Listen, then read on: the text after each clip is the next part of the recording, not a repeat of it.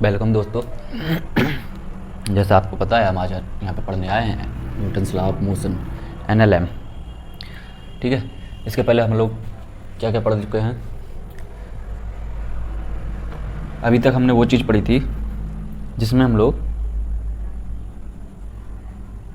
कोई भी बॉडी वो मूवेबल थी, मूव कर रही थी, ठीक है, उसमें केवल अपन लोग वेलोसिटी एक्सेलरेशन की स्टडी कर रहे थे। अब अपन को ये पता लगाना है कि उस पे जो एक्सेलरेशन या फिर जो वेलोसिटी हो रखी है उसमें उसका जो कॉज है, उसका जो कारक है वो क्या है। ठीक है, वो मतलब किस वजह से मूवेबल है, किस वजह से उसमें वेलोसिटी है, किस वजह से उसमें एक्सेलरेशन है। ठीक, तो ये पढ़ना है हमें किसमें, न्यूटन्स लॉ ऑफ मोशन में। ठीक है, इसके पहले हम लोग इधर उधर का भंडार थोड़ा देख लेते हैं क्या क्या है हमारा इसमें। सबसे पहला आता है इसमें फोर्स।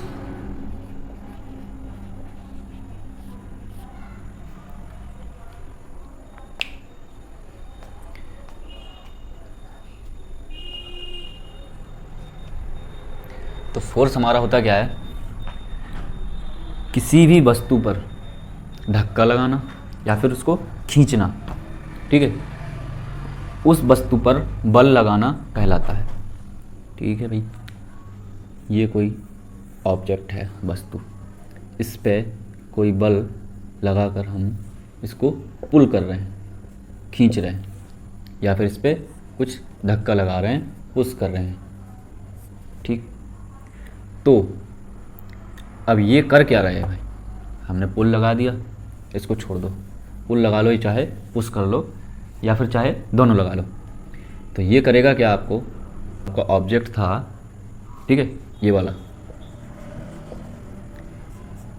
ये कहाँ पे है अभी, विरामावस्था में। ठीक है, मतलब इसमें वेलोसिटी क्या है आपकी, 0। आपने क्या लगा दिया, आप इस पर पुल, मतलब आपने वस्तु को खींच लिया अपनी तरफ। तब इसमें क्या हुआ, इसकी वेलोसिटी कुछ ना कुछ आएगी, एक्सेलरेशन कुछ ना कुछ हुआ होगा। ठीक है, तो यही आपका क्या है, फोर्स है, कि इसी जो आपने पुल लगाया उसकी वजह से जो आपकी ऑब्जेक्ट था उसमें कुछ ना कुछ वेलोसिटी आई या फिर एक्सेलरेशन आया। ठीक है, अब इससे क्या क्या हो सकता है, कोई भी वस्तु जो विरामावस्था में उसको गतिशील बना सकता है, कोई भी वस्तु है जो गतिशील अवस्था में उसको विरामावस्था में बना सकता है, या फिर गति की दिशा बदल सकता है। ठीक है, एक चीज़ और होती है कि जो भी वस्तु है उसको फोर्स लगाने पे उसका आकार बदल सकता है, आकृति बदल सकता है।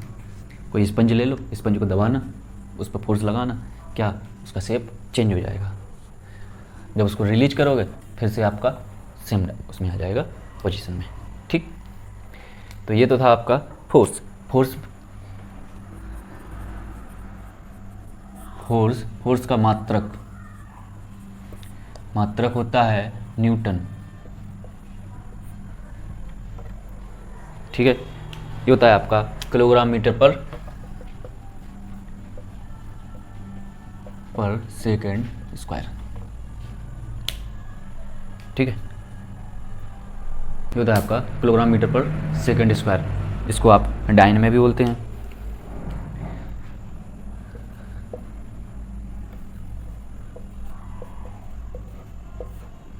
जब आपका डाइन में हो जाएगा तो किलोग्राम की जगह पे ग्राम सेंटीमीटर पर सेकेंड स्क्वायर हो जाएगा।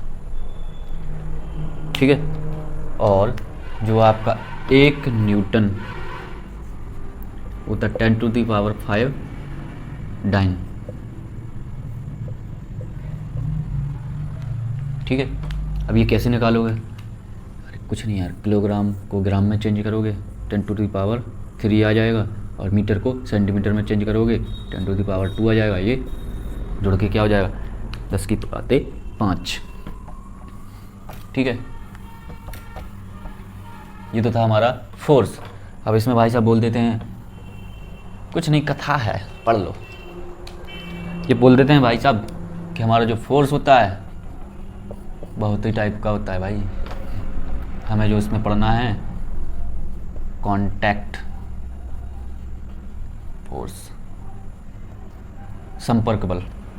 एक होता है नॉन कांटेक्ट, ठीक है, एक न्यूक्लियर वाला होता है,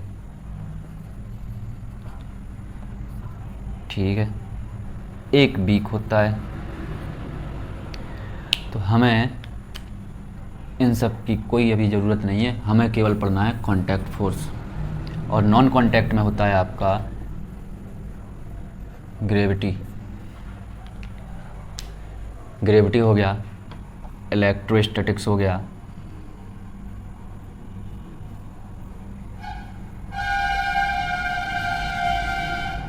मैग्नेटिक हो गया। ये सब आप कब पढ़ोगे? 12th में पढ़ोगे, 12th के सिलेबस में, ये आगे पढ़ाएंगे हम, ठीक है। तब तक हमारे साथ बने रहिए आप। तो हम कांटेक्ट फोर्स केवल देखेंगे, इसकी हमें इन सब की किसी की ज़रूरत नहीं है, ठीक है। कांटेक्ट फोर्स में आपके आते हैं फ्रिक्शन, फ्रिक्शन हो गया। इसके बाद नेक्स्ट आपका हो जाएगा नॉर्मल, नॉर्मल रिएक्शन, टेंशन, ये सब कांटेक्ट फोर्स में हो जाएंगे, ठीक है। टेंशन फोर्स, स्प्रिंग फोर्स, ये सब आपको इसी में पढ़ने हैं, ठीक है। इसके बाद नेक्स्ट अपन देखते हैं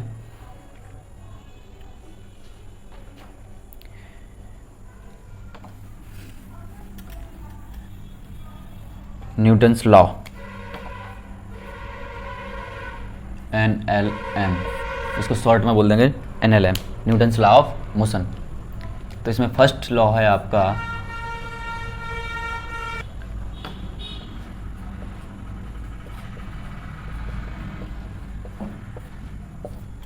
ठीक है, जड़त्व का नियम बोलता क्या है अपना कि कोई भी वस्तु, ये आपका ऑब्जेक्ट है कोई,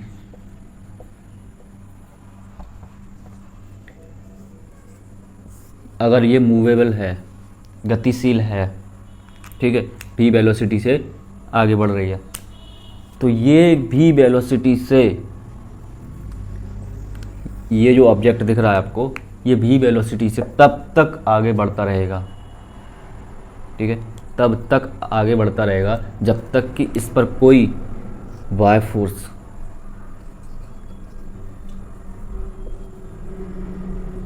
ना लगाया जाए, और इसकी जो वेलोसिटी होगी वो सेम रहेगी।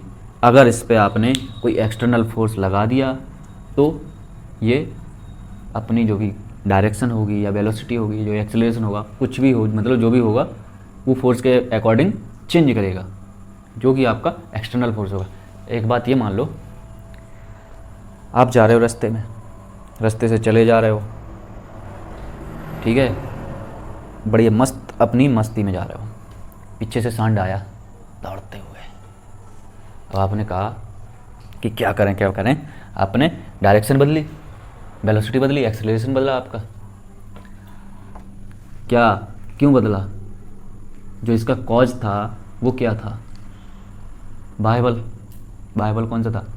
जो आपका सांड आ रहा था दौड़ते हुए, बुल, ठीक है। तो मतलब इसका मतलब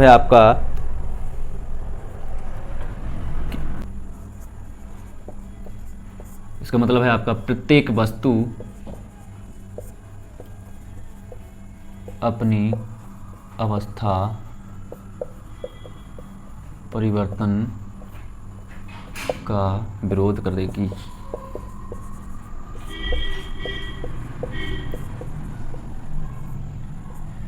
मतलब आपकी कोई वस्तु गतिशील है तो गतिशील रहेगी, और स्थिर है तो स्थिर रहेगी जब तक कि उस पर कोई बाहरी बल ना लगाया जाए, ठीक है। तो ये तो था आपका पहला नियम, जड़त्व का नियम। दूसरा है आपका संवेग का नियम।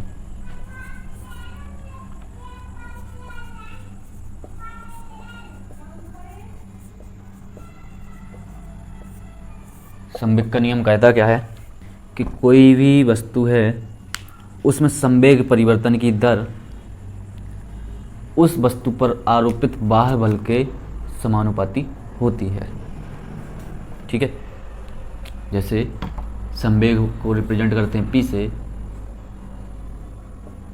मतलब क्या बोले आप, संवेग परिवर्तन की दर del P upon del T, संवेग परिवर्तन की दर हो गई। और फिर इस पे जो क्या है, F एक्सटर्नल, बाहरी बल के समानुपाती कर दिए। अब आपने क्या कहा, भाई हम समानुपाती से काम नहीं चला पाएंगे, हमारे लिए इक्वल वाला साइन दो यहाँ पे। तो इक्वल वाला साइन ढूंढने गए, भैया इक्वल वाला साइन चाहिए, तो चलो इक्वल वाला दे देते हैं। ठीक है, इक्वल वाला ले लो।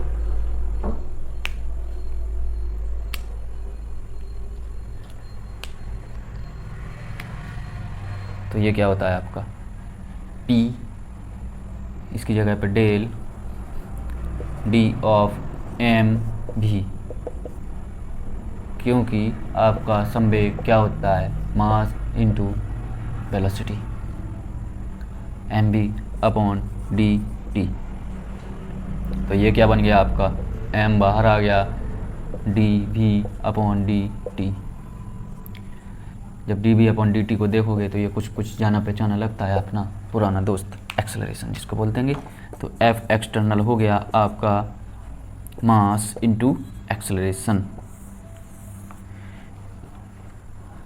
अब ये चीज़ आपको पूरे 11th में परेशान करेगी, है कुछ नहीं और, force equal to mass into acceleration. जहाँ पे एक्सेलरेशन होगा वहाँ पे फोर्स अपने आप आ जाएगा। या फिर सीधे ये बोल दो कि जहाँ पे हम फोर्स लगाएंगे वहाँ पे उस ऑब्जेक्ट में कुछ ना कुछ एक्सेलरेशन जरूर आएगा। ठीक है, तो ये तो था आपका संवेग का नियम, नियम नंबर 2। अब जो तीसरा नियम है अपना, जिसके हमें ज़्यादा ज़रूरत पड़ने वाली है, कब एफवीडी बनाएंगे, मुक्त वस्तु रेखा चित्र। इसको बोलते हैं क्रिया प्रतिक्रिया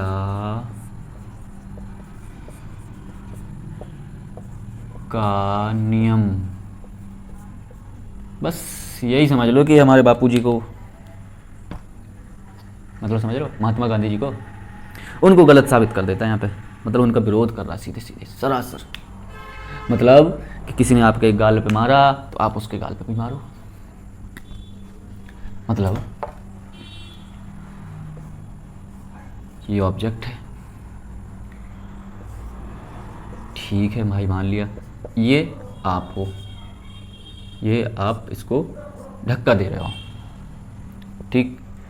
आपने क्या किया, धक्का दिया, धक्का देने से क्या हुआ, ये कुछ इस साइड गया v वेलोसिटी a एक्सेलरेशन से, लेकिन ये तो आपने नोट कर लिया कि ये एक्सेलरेशन मिल गया, v वेलोसिटी मिल गई, लेकिन अपने आप को खुद नहीं देखा ना आपने कि आपने कितना फोर्स लगा दिया ज़मीन पे। अगर आप स्लिप हो गए इस साइड तो आप में आपके अंदर एक्सेलरेशन आ गया, वेलोसिटी आ गई। अगर ये आगे बढ़ गया तो इसके अंदर आ गया, ठीक है।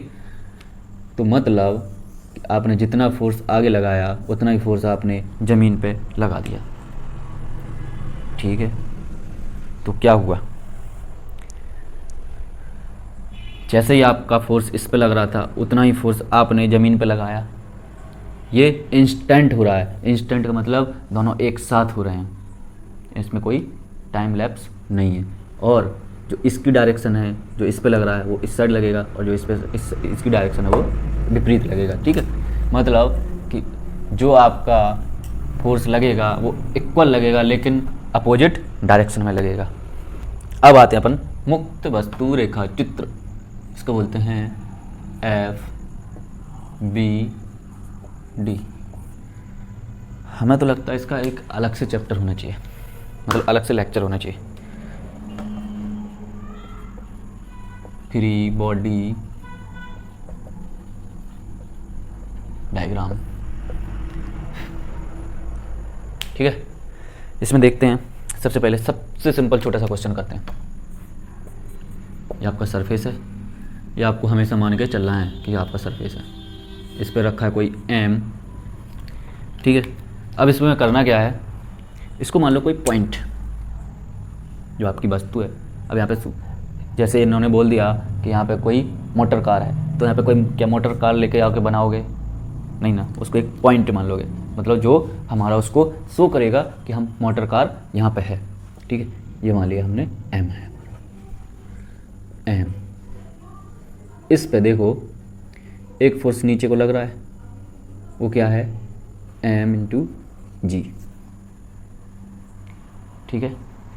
अब एक चीज़ और देखो, ये जो सरफेस है हमारी, सरफेस पे ये क्या लग रहा है, एम जी, लेकिन सरफेस भी एक ऊपर को रिवर्स में नॉर्मल रिएक्शन लगा रही है। जो नॉर्मल रिएक्शन लगेगा वो जो ऑब्जेक्ट होगा आपका उसके डायरेक्ट परपेंडिकुलर हमेशा रहेगा, ठीक है।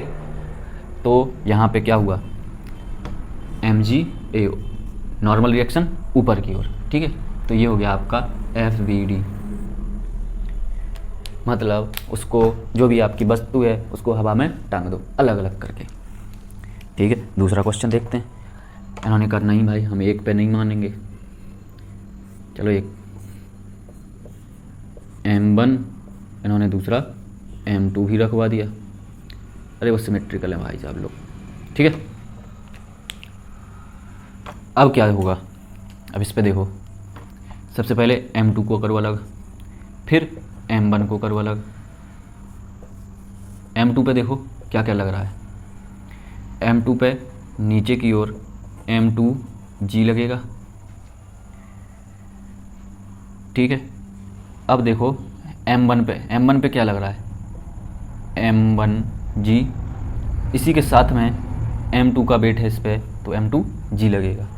अब देखो इसके ऊपर क्या है, M1 के ऊपर, M1 के ऊपर क्या है आपका, M2 है, तो M2 वाला आपने इसमें ऐड कर दिया, लेकिन इस पे एक क्या लगेगा, normal reaction, normal reaction N1, और इस पे लगेगा क्या, N2,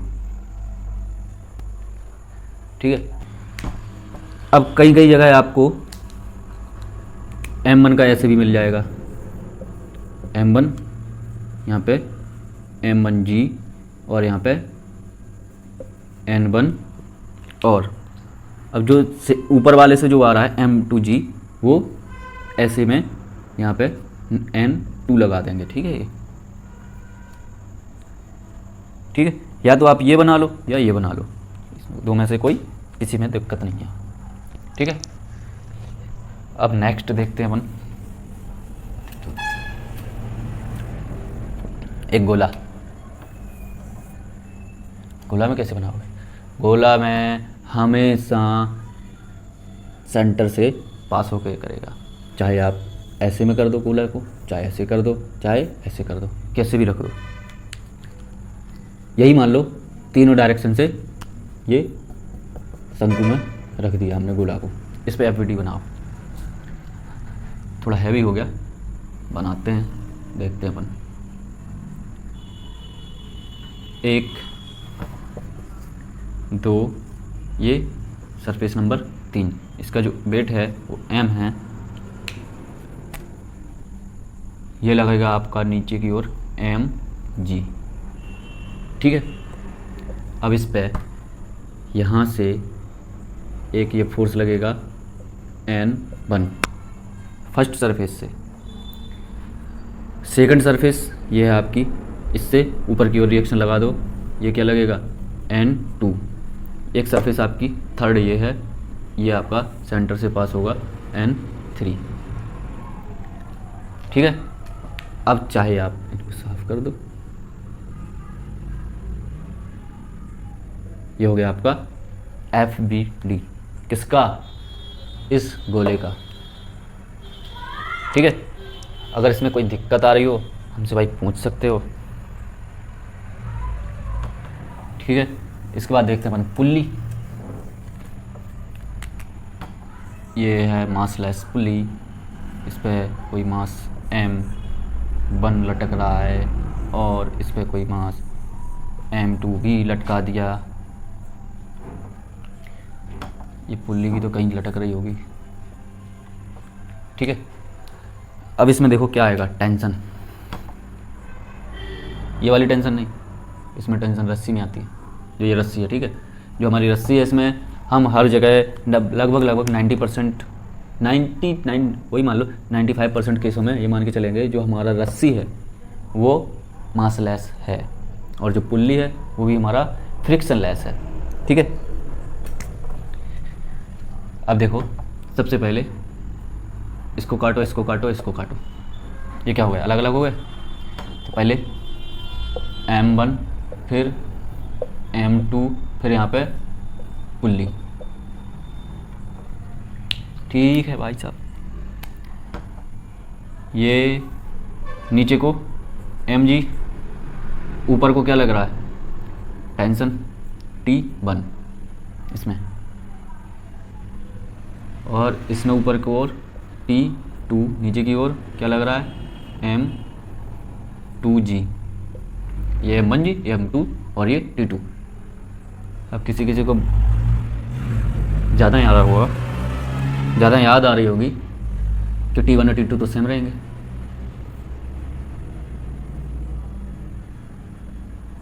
ये T1, ये T2, ठीक है। और ये आपका इधर पे T, ये भी तो रस्सी है, ठीक है। हाँ भाई होता है, T1 और T2 दोनों सेम होते हैं, ठीक है। हाँ होते हैं, हाँ ठीक है। T1 और T2 क्या रहेंगे आपके, दोनों सेम रहेंगे, क्योंकि रस्सी एक ही है, रस्सी बदलो टेंशन बदलो। वो वाला भी देख लेंगे अपन।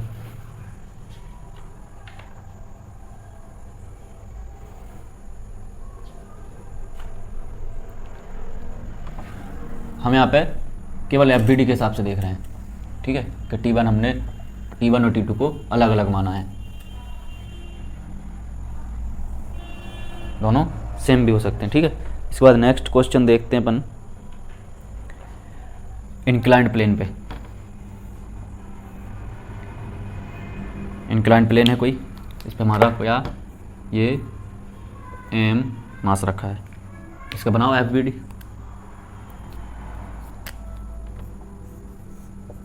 M, तो इस पे जो Mg लगेगा वो हमेशा नीचे के लगेगा। इस पे एक नॉर्मल लग रहा है हमारा, जो कि इसके परपेंडिकुलर रहेगा। जो आपकी सरफेस है, जिस सरफेस पे आपका वो लेटा हुआ है, उसके परपेंडिकुलर ही लगेगा हमेशा, जो नॉर्मल रिएक्शन होगा, ठीक है। अब देखो, नहीं इसमें केवल दो ही रहेंगे, ठीक है। और जो सरफेस रहेगी आपकी उस पर एक अंदर की ओर नॉर्मल लग जाएगा बस, ठीक है। अगर इसी में एक चीज़ और बोल दें वो कि हमने तो भाई साहब इसको आगे एक्सटेंड कर दिया और यहाँ पे लगा दी क्या, पुल्ली फ्रिक्शन लेस, इस पर से हमने लगाई रस्सी और नीचे लटका दिया एक और मास M2। हमने पुल्ली लगा दी, रस्सी लगा दी, यहाँ पे देखोगे इसका M2G और इसका क्या टेंशन, इसमें भी क्या रहेगी टेंशन। अब ये थोड़ा समझ में नहीं आया लोचा कि आपने ये M2 बना दिया, आपने टेंशन का डायरेक्शन यही लगाई, क्या टेंशन की डायरेक्शन ये नहीं हो सकती? इसको याद कैसे करोगे? इसको याद करने के लिए मतलब जो भी आपका ऑब्जेक्ट है, मास हो कुछ भी हो, उस पर जाओ, खड़े होके छतरी खोल दो। छतरी खोलने का मतलब खुल गई, ये खुल गई आपकी छतरी, ठीक है। या फिर जो आपका मास है उससे दूर की ओर भागेगा टेंशन। तो यहाँ पे आपका क्या लग रहा है, Mg। अब इसमें क्या है, वही तो बन गया पूरा, इसमें बस एक चीज़ और हो जाएगी, यहाँ पे टेंशन ऐड हो जाएगा बस। ठीक है, तो हमें तो नहीं लगता भाई साहब कि इन एफबीडी में कोई दिक्कत होगी।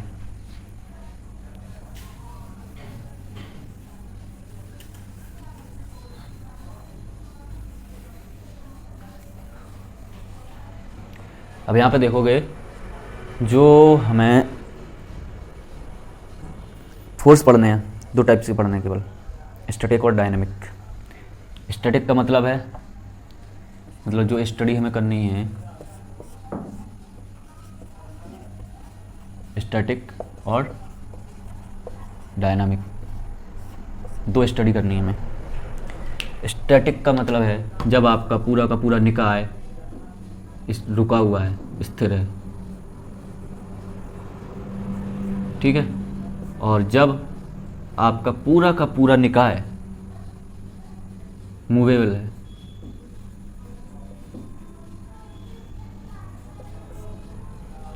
मतलब गतिमान है, गतिशील है। ठीक है, तो ये तो हो गया अपने दो टाइप के। लेकिन हम पहले पढ़ने वाले हैं स्टैटिक कंडीशन में, साम्यावस्था में।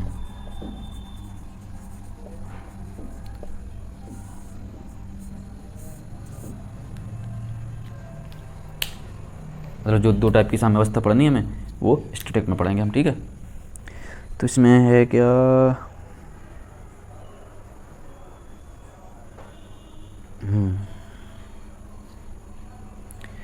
ठीक है, छोटे छोटे क्वेश्चन छोड़ते हैं, थोड़ा अच्छा सा बड़ा सा क्वेश्चन पकड़ते हैं। एक ही क्वेश्चन पकड़ेंगे, उसमें सब निपटा लेंगे। ठीक है, नॉर्मल रिएक्शन तो आप निकाल ही लेंगे। यह देखो आपका रस्सी, ये 5 kg का कोई ब्लॉक लटक रहा है। इन्होंने पूछा है कि रस्सी में तनाव निकालो।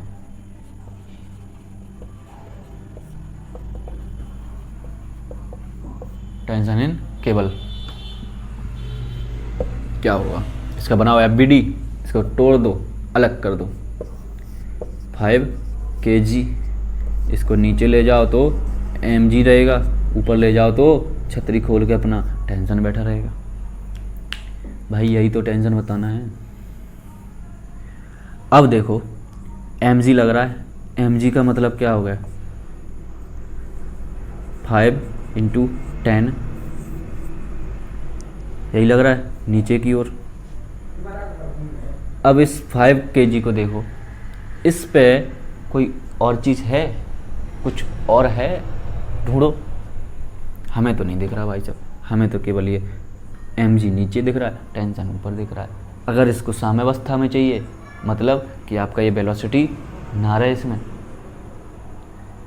ठीक है, मतलब कांस्टेंट उससे चले, तो आपको क्या करना चाहिए, f y डायरेक्शन में क्या होना चाहिए, 0, f x डायरेक्शन में 0, f z डायरेक्शन में 0, अगर आपको साम्यावस्था में चाहिए। ये सबका समेशन रहेगा। ठीक है, तो बाई डायरेक्शन में समेशन कर दो इसका, तो यहाँ पे क्या बना, t नीचे जा रहा है माइनस का mg = 0, मतलब कि t बराबर mg, मतलब कि 5 × 10 कितना हो गया, 50 न्यूटन का इसमें टेंसाइल फोर्स एग्जिस्ट करेगा। ठीक है,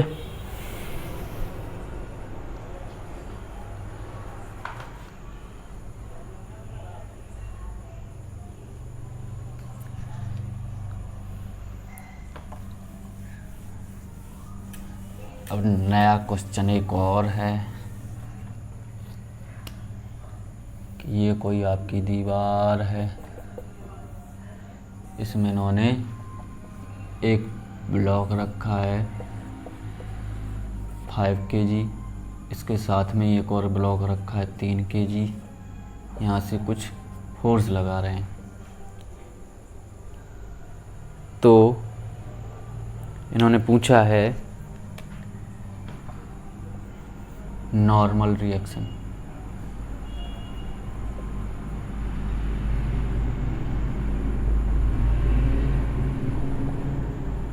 फोर्स एन की वैल्यू,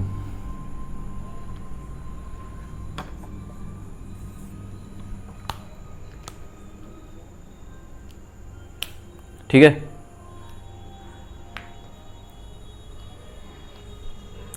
जो आपका सबसे पहले क्या करना है, आपको फ्री बॉडी डायग्राम बनाना है।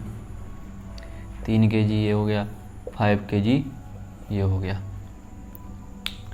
3 kg पे क्या क्या लग रहा है, इधर को F लगा दो, इधर से कुछ इसका N जो इधर से आ रहा है 1 मान लो, और नीचे क्या लग जाएगा आपका mg लग जाएगा, ऊपर को इसका mg का रिएक्शन लग जाएगा। mg का रिएक्शन क्या हो जाएगा, n2 मान लो। जब ये n1 मान लिए तो ये भी n1 होगा। यहाँ पे क्या हो जाएगा, mg लग जाएगा, और यहाँ से आपका दीवार से n3 लग जाएगा, और ये n4 मान लो, ठीक है। अब इन सब की वैल्यू निकाल ली है, ठीक है।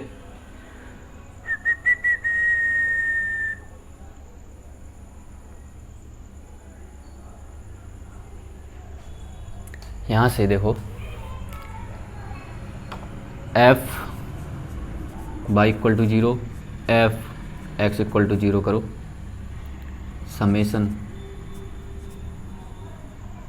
बाई करो पहले तो n2 इक्वल टू mg हो जाएगा, जो कि आपका 30 हो जाएगा,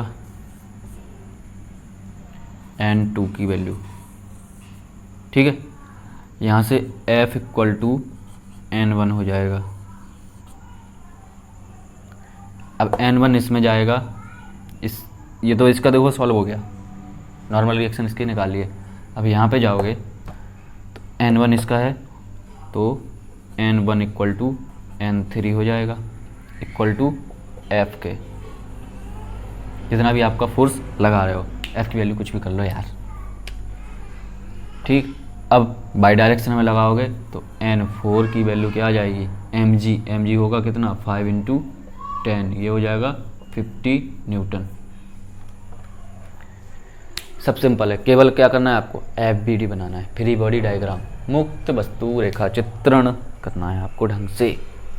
अगर आपने वो कर लिया तो आपको कोई भी दिक्कत नहीं होगी कभी भी।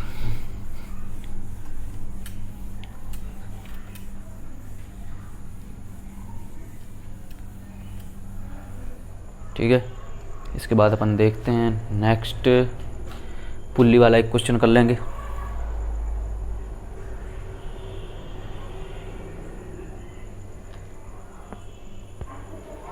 पुल्ली वाले पे अभी रुक जाओ, नेक्स्ट में देखेंगे। इसके पहले एक क्वेश्चन और देख लो। ये कोई दीवार है, ये 2 kg का ब्लॉक है, ठीक है। इस पे इसको कोई F फोर्स लगा के आप खींच रहे हो, लेकिन आपसे इन्होंने बोल दिया कि हम यहाँ से थीटा एंगल पे रस्सी लगा दिए हैं, इसको बांध दिए हैं, टाई कर दिए हैं। तब अब इसमें देखो ये क्या है, आपकी रस्सी।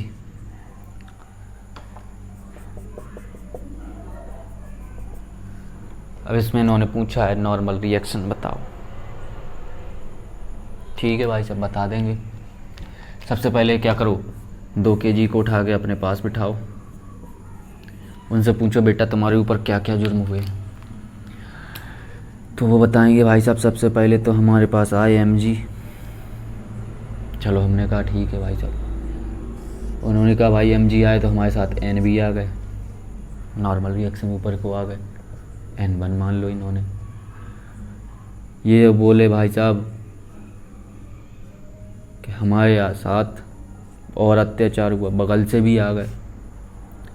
एक तो भाई साहब ऐप लगा के हमें खींच ही रहे थे, ठीक है भाई साहब, खींच रहे थे।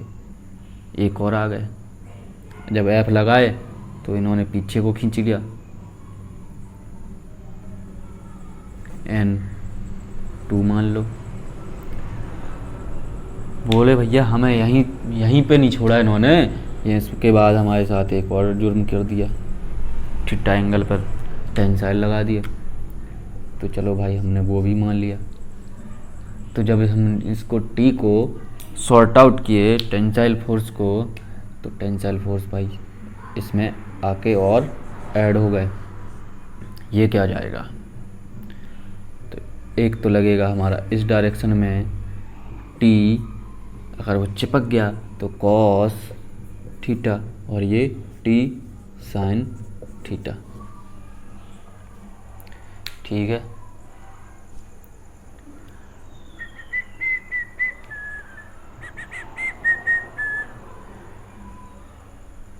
अब इसको करोगे सॉल्व तो आपका पता चलेगा कि क्या क्या हमसे पूछा है, क्या क्या हमको निकालना है, ठीक है। तो सबसे पहले बाई डायरेक्शन में आपका दिया है T sine theta plus N1 equal to, ये क्या दिया है, mg, ठीक है। अब दूसरी डायरेक्शन में देखो, यहाँ पे क्या आएगा, t cos theta plus N2 equal to f। अब यहाँ से आप N1 की वैल्यू निकाल सकते हैं, N2 की वैल्यू निकाल सकते हैं। एक चीज़, एक मिनट, यहाँ पे देखो, आप फोर्स इस पे लगा रहे हो इस साइड, तो ये क्या हो रहा है, हमारा दीवार से अलग होगा, दीवार से अलग होने की कोशिश करेगा, तब हमारा यहाँ पे कांटेक्ट फोर्स कितना हो जाएगा, जो हमारा कांटेक्ट रहेगा दीवार से ब्लॉक का, वो क्या हो जाएगा, 0। मतलब हमारा उस पर कांटेक्ट है ही नहीं, अलग हो रहा है। अलग होने पे उसमें नॉर्मल रिएक्शन आएगी ही नहीं, तो इसकी वैल्यू क्या हो जाएगी, 0। तो ये हमारा क्या हो जाएगा, 0, ठीक है। तो यहाँ से हमने क्या किया, एफ हमारे पास नॉन है, पता है हमें कितना लग रहा है, यहाँ से टी की वैल्यू निकालोगे, टी की वैल्यू निकाल के इसमें पुट करोगे, एम की पता है, जी की पता है, थीटा की पता है, और N1 निकालोगे, ठीक है। तो यहाँ से आपका सिंपल्स प्रॉब्लम, जो हमारा ब्लॉक क्या है, स्थिर है, अब मूवेबल करो। चलो मूवेबल करते हैं, चलो इसको अपन नेक्स्ट लेक्चर में देखेंगे। तब तक के लिए आपको करना कुछ नहीं है, हम इसके साथ में एक DPP दे रहे हैं, ठीक है, मतलब जिसमें आपको कुछ क्वेश्चंस मिलेंगे, यही FPD वाले, केवल फ्री बॉडी डायग्राम बनाओ मस्त आराम से, ठीक है, और कुछ भी काम नहीं है।